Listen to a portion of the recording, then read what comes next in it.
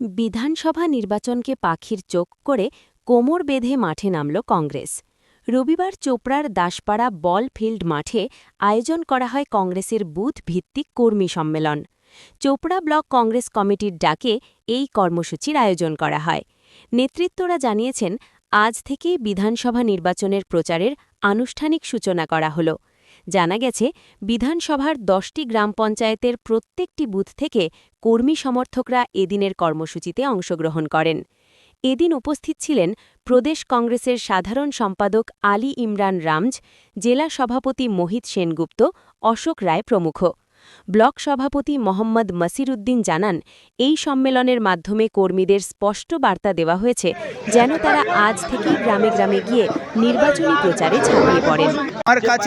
আমার কাছে হিন্দু মুসলিম বলে নাই, আমার কাছে ভারতের প্রত্যেকটা নাগরিক ভারতের ভোটার এবং তাদের যে দেশের ভোট অধিকার আছে সেই অধিকারকে রক্ষা করার লড়াই আমরা করছি।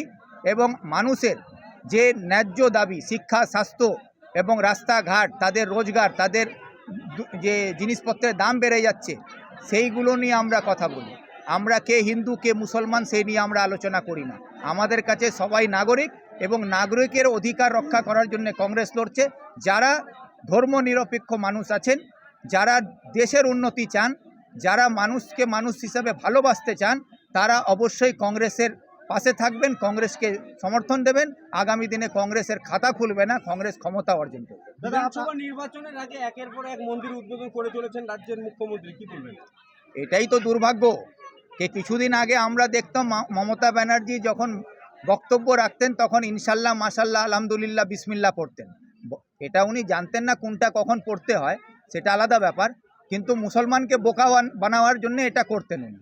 এখন উনি বুঝে গেছেন 15 বছরে যে মুসলমানকে যতটা বোকা বানানো যায় উনি বানিয়ে দিয়েছেন। এবার মুসলমান সজাগ হয়ে গেছে, মুসলমান বুঝতে পেরেছে ওনার আসল চরিত্র। সেই জন্য এখন উনি মুসলমানকে বোকা বানানো বন্ধ করে এখন নিজেকে ব্রাহ্মণ সাজতে গেছেন। এখন উনি ব্রাহ্মণ, এখন উনি চণ্ডীপাঠ করেন, এখন মা কালী, মা দুর্গা, মা সরস্বতী, মা বিষ্ণু বলেন। কিন্তু উনি এটাও ভুলে গেছেন কি বিষ্ণু মা ছিল না, বিষ্ণু হচ্ছে বাবা। কোথাও কি মনে হচ্ছে বিজেপির দেখানো পথে হাঁটছেন মুখ্যমন্ত্রী? মমতা ব্যানার্জি বিজেপির পথে হাঁটছেন না। মমতা ব্যানার্জি আরএসএস এর একজন এজেন্ট হিসাবে পশ্চিমবাংলায় যে কাজ বিজেপি আরএসএস করতে চাইছে সেই সব কাজগুলোকে কার্যকরী করার জন্য মমতাকে পুষে রেখেছে বিজেপি। আমি কেন কি ছাত্র বয়স থেকে হামিদুল সাহেবকে একজন সাহসী নেতা হিসাবে এবং লড়াকু নেতা হিসাবে ওনাকে চিনতাম, কিন্তু আজকে আমাদের রাজ্যের যা পরিস্থিতি এবং যা আমি দেখছি, সেখানে আমাদের রাজ্যের মুখ্যমন্ত্রী যেভাবে রাজ্যের মানুষের সঙ্গে প্রতারণা করছেন, এসআইআরের নামে, ওয়াকফ অ্যামেন্ডমেন্ট অ্যাক্টের নামে যেভাবে আমাদের সঙ্গে বিশ্বাসঘাতক করেছেন। মানুষকে আস্থা দিয়েছিলেন যে উনি থাকলে ওয়াকফ অ্যামেন্ডমেন্ট আইন কার্যকরী হবে না পশ্চিমবাংলায়। উনি বলেছিলেন আমি জীবিত থাকলে এসআইআর হবে না। কিন্তু আমি যেটা দেখছি যে আজকে ওয়াকফ অ্যামেন্ডমেন্ট অ্যাক্টের জন্য পোর্টাল যে তৈরি করা হলো, উমিদ পোর্টালের নির্দেশ রাজ্য সরকার নিজে দিলেন। তারপরে এসআইআর করার জন্য 92,000 কর্মচারীকে নিয়োগ করে দিলেন এবং 200 কোটি 21 লক্ষ টাকা এসআইআর করার জন্য রাজ্য সরকারের তহবিল থেকে দেওয়া হলো। তো এই অবস্থাতে আমি যেটা আশা করেছিলাম যে হামিদুল সাহেব একজন লড়াকু নেতা, একজন বিপ্লবী মানুষ, তিনি চোপড়ার মানুষের জন্য লড়াই করবেন, তিনি প্রতিবাদ করবেন। কিন্তু আজকে উনি যেভাবে মন হয়ে আছেন, উনি যে নীরব আছেন, এই জন্যে আমি এই কথাটা বলেছি। যাকে আমি বাঘ ভেবেছিলাম সে আজকে মমতার চাপে পড়ে বা ক্ষমতার লোভে পড়ে আজকে বিড়াল হয়ে গেছে।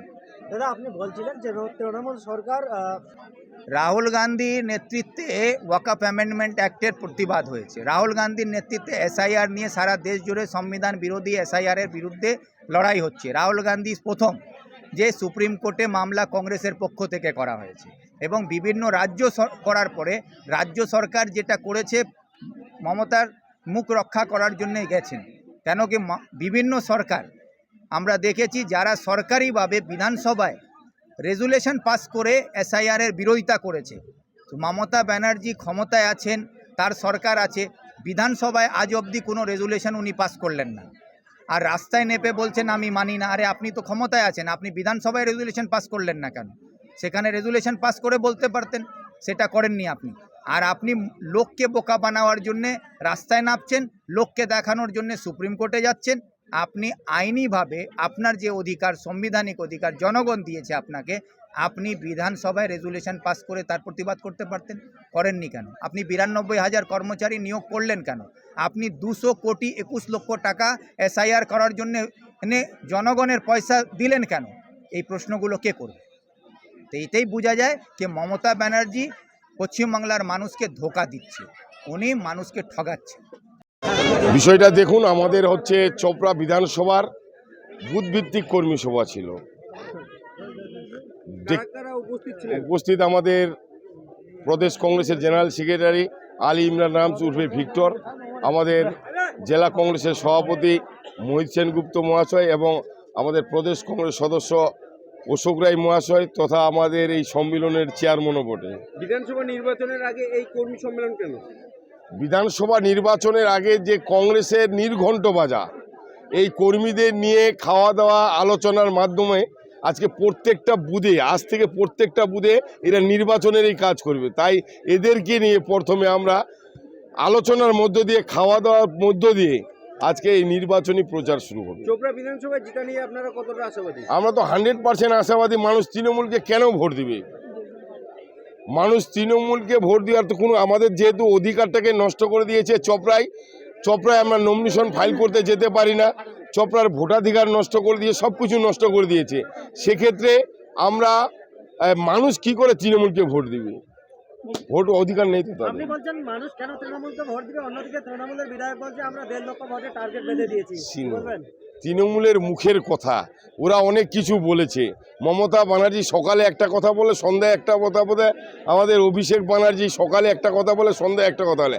তৃণমূলের কথা খাবে তো মানুষ, তাহলে বাড়ি বাড়ি প্রচার করতে হচ্ছে কেন? তাদের উন্নয়নের পাঁচালি করতে হচ্ছে কেন? বলছে আমরা উন্নয়ন করেছি। উন্নয়ন কিছু করেনি, উন্নয়নের নামে ভাওতাবাজি করেছে। যেগুলো উন্নয়ন করেছে মানুষকে ভাওতা বুঝিয়ে দিয়েছে। আমরা কংগ্রেস যেটা উন্নয়ন করেছে আর 100 বছর যদি ক্ষমতায় থাকে তৃণমূল করতে পারবে না। আজকে রোড, রাস্তা থেকে স্কুল, কলেজ থেকে হসপিটাল কংগ্রেস তৈরি করেছে। প্রত্যেকটা প্রাইমারি স্কুল কংগ্রেস তৈরি করেছে, প্রত্যেকটা হাই স্কুল কংগ্রেস তৈরি করেছে। এরা ডাক্তারবাবু বলছো আজকের এই সম্মেলনে যোগদান সভা লক্ষ্য করে বিষয়টা হচ্ছে, দেখুন যোগদানটা তো এটা তো হচ্ছে চমক, বাকি কয়েকদিনের পরে পুরো পিকচারটা আপনারা দেখবেন। এটা হচ্ছে শুধু ট্রেলার। আজকে হাইপটা অঞ্চল থেকে 18টা পরিবার জয়েন করেছে, এটা ট্রেলার। আপনি কয়েকদিনের মধ্যে টোটাল পিকচারটা দেখতে পাবেন। থেকে যোগদান করলো, এরা সম্পূর্ণ তৃণমূল থেকে যোগদান করলো, কারণ এরা তো সবাইকে ভয়ে ভয়ে তৃণমূল করাই দিয়েছিলেন, এখন তৃণমূল থেকে সব যোগ করবে। এই প্রথমবার চোপড়ায় দলীয় প্রতীক নিয়ে টিকিট পেতে শুরু করেছেন, কি বলবেন? সেটা তো আমরা আশাবাদী, এবং বিষয়টা হচ্ছে আমাদের তো জেলার সভাপতি বলেই দিল, আপনারা জানেন। আমরা এবার প্রতীক নিয়ে মানুষের একটা আশা ক্ষোভ ছিল দীর্ঘদিনের, যে আমরা বিধানসভায় টিকিট হাত চিহ্ন পাচ্ছি না, তো এবার হাত চিহ্ন পেয়ে মানুষ খুশি হয়েছে।